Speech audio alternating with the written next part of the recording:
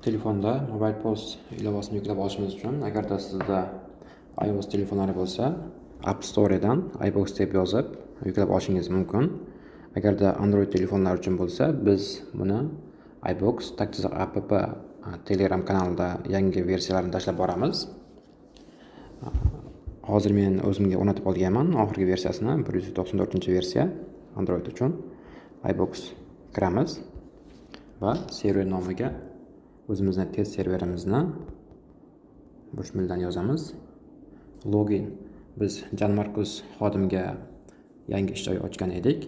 Endi uni login parolni yozamiz. Login 7, parol 7 edi. Kirishni bosib kirishimiz mumkin. Ishni boshlash. Bunda til o'zbekcha. Kirish kodi o'zimiz xohlagan kodni qo'yib qo'yishimiz mumkin. 4-7 misol uchun. Yana bir marta takrorlaymiz. Barmoq izi bilan ham ochishimiz mumkin. Printer sozlamalari. Agar siz LAN orqali printerga ulamoqchi bo'lsangiz, o'zingizni o'sha IP manzilini, printerning IP manzilini olib ulab qo'yishingiz mumkin bo'ladi. Konfiguratsiyalar, mobile o'zbekcha bo'lsin. Mijozni biz odatda ko'cha mijoziga sotadigan bo'lsak tanlab qo'yishimiz mumkin, lekin har safar aniq qaysidir mijozimizga emas, har safar yangi mijoz kelgan paytida har birini ismini alohida kiritib yoki asosan qarzga sotadigan paytimizda mijozni tanlamasak ham bo'ladi. Ta'minotchimiz esa asosan Hunter'dan olaylik. Mijozga bu yerda ko'cha klient belgilab qo'yishimiz mumkin. Agar o'shunaqa klientimiz bo'lsa, bunaqasi yo'q ekan, mijoz stabil mijoz bo'lsin. Ya'ni biror bizdan mahsulot olgan paytida shu vaqtni o'zida 100% hamma to'lovni amalga oshirib beradigan mijoz deyishimiz mumkin buni. Kassaga asosan naqd pulda deyishimiz mumkin. Omborga asosiy ombordan, yaroqsizdan emas. Price listimiz sotuv dona narxini belgilab qo'yishimiz mumkin. Valyuta asosan so'mda bo'lsin. Chek turi narx bilan chegirmasi ustida summada chegirma yoki foizda ham chegirma berishimiz mumkin. Artikulni ko'rsatish. Mahsulotlarimiz agarda har birida yoki katta qismida artikul ishlatadigan bo'lsak, artikulni ham ko'rinadigan qilib qo'yishimiz mumkin. Qadoqlarni ham yoqib qo'yilgan o'zi avtomatik. Narxni o'zgartirganda valyutani qayta tanlash. Bu agarda sizda biror bir mahsulotingiz $10 bo'lsa, uni narxini $15 qilmoqchi bo'lsangiz, 15 ni alohida yozasiz va dollarni ham alohida yozasiz. Bu biroz noqulaylik keltirishi mumkin. Shu sababdan buni o'chirib qo'ysak ham bo'ladi. Ya'ni buni nazarda tutilgan maqsadi o'sha $10 tovarni siz narxini o'chirib, $10 hozirgi paytda 120 ming so'm bo'ladigan bo'lsa, $10 o'chirasiz va 120 ming yozgan paytingizda valyutani so'mga o'zgartirib qo'yishingiz uchun. Buni o'chirib qo'ysak ham bo'ladi. Unchalik o'zim tavsiya qilmayman. Mahsulotlarni qayta tanlash qilib qo'ysak bo'ladi. Mahsulotlarga har bitta mahsulotga izoh qo'ymoqchi bo'lsak, buni yoqib qo'yishimiz mumkin, lekin bu biroz sizga noqulaylik keltirishi mumkin. Chunki har bitta mahsulot tanlagan paytingizda, ya'ni izoh joyi alohida ochilib, ko'rinishida ekranni ko'proq to'ldirib qo'yish mumkin. Avtomatik sinxronlash, internet yaxshi bo'ladigan bo'lsa, avtomatik sinxronlashni qilib qo'yishimiz mumkin.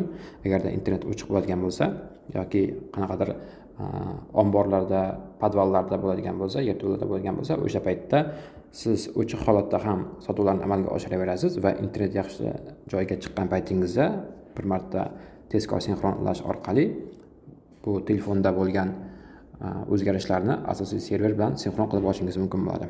Agar internet yaxshi bo'ladigan bo'lsa, hozirgi kunda ko'p joylarda internet sifati yaxshi, shu sababdan avtomatik sinxronlashni yoqib qo'ysangiz ham bo'laveradi. Tanlangandan so'ng mahsulot qidirishni tozalang. Agarda buni yoqib qo'ysak, siz misol uchun ruchka qizil, ruchka qora, ruchka oq kabi yozgan bo'lsangiz, o'shani mahsulot tanlagan paytingizda ruchka deb yozasiz va har xil rangdagilari chiqadi. O'shani tozalab olasiz va keyingi safar yana qaytadan ruchka deb yozishingizga to'g'ri keladi. O'shaning uchun bu ham ochiq turgani ma'qul. Shablon bo'yicha chop etish, buni ham yoqib qo'ysangiz bo'ladi. Davom etish. Va mana bunda ko'rishimiz mumkin. Bunda ruxsatlar ko'p bo'lgani uchun qarzdorlar 16 dona bor ekan. Bugungi sotuv ikkita sotuv bo'lgan va $103 sotuv bo'lgan.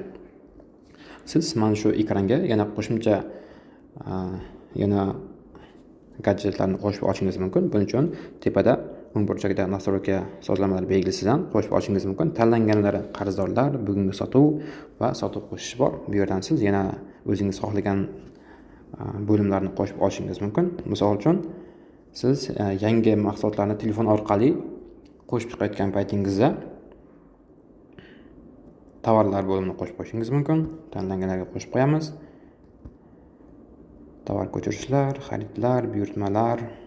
Agarda siz yoki mana shu telefonni ishlatayotgan xodim asosan xaridlarni amalga oshiradigan bo'lsa, xaridlarni qo'shib qo'yish mumkin va boshqalarni ham o'zingiz xohlaganini qo'shib qo'yasiz.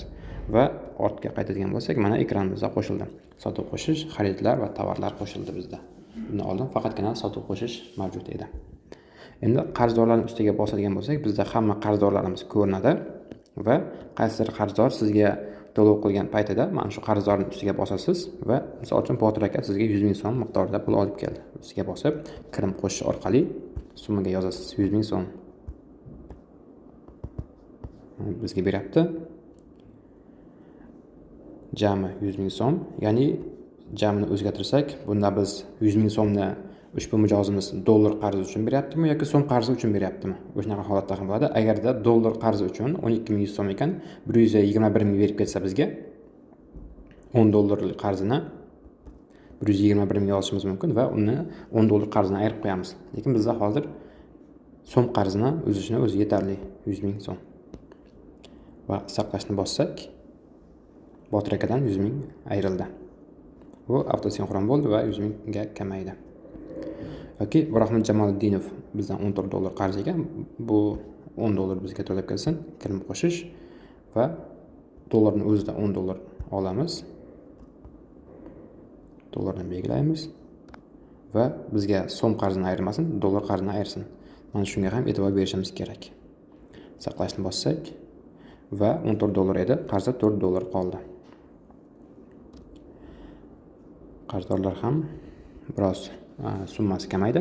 Endi bugungi sotuvni ko'rsak, bugun ikkita sotuv amalga oshiribdi. 103 dollarlik Daily Gorbits 3 dollar va 100 dollarga sotilgan ekan 6.12 da. Endi yangi sotuv qo'shish uchun mana ekranimizda plus sotuv qo'shish tugmasi bor. Sotuv qo'shish orqali biz mana sozlamalar bo'limida stabil mijozni belgilab qo'ygan edik, asosiy omborni va price listda sotuv dona narxini belgilab qo'ygan edik. Agarda biz bularni o'sha sozlamalar dastlabki qismida belgilamagan bo'lganimizda, mana shu joyda har bittasiga qaytadan har safar har sotuvda qayta belgilab chiqishimiz kerak bo'lar edi. Mijozni Alanbek deymiz. Asosiy omborni bu yerda ham maydon bo'sh turgan bo'lar edi va asosiy omborga yaroqsizni belgilashimiz kerak va price listda ham sotuvmi, sotuv narxmi, qimmat narx, optim narx yoki xarid narxini alohida belgilab chiqishimiz kerak bo'lar edi. Va tovar tanlash bunda bizda ko'rishimiz mumkin. Mavjudlarni bossak, faqatgina bizda mahsulotlarimiz orasida borlarni ko'rsatadi, qoldig'i borlarni. Buni o'chirib qo'ysak, bizda qoldig'i bormi, yo'qmi hammasini ko'rishimiz mumkin bo'ladi.